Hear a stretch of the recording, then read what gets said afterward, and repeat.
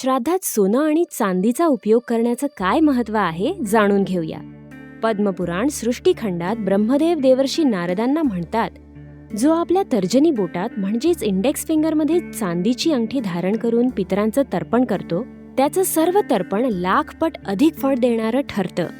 अशाच प्रकारे जर अनामिका बोटात म्हणजेच रिंग फिंगरमध्ये सोन्याची अंगठी परिधान करून पितृवर्गाचं तर्पण केलं तर ते करोडोपट अधिक फळ देणारं ठरतं. या उजव्या हातातच घालायच्या आहेत. आणि चांदीच्या अंगठीबाबत म्हणायचं झालं तर ही अंगठी फक्त श्राद्धाच्या वेळीच घालायची आहे, नंतर काढून टाका.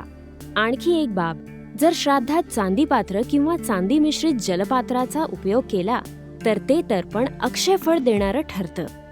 चांदी उपलब्ध नसेल तर मग चांदीची चर्चा करणं किंवा दर्शन करणंही पितरांना प्रिय आहे आणि त्यामुळे ते प्रसन्न होऊन जातात.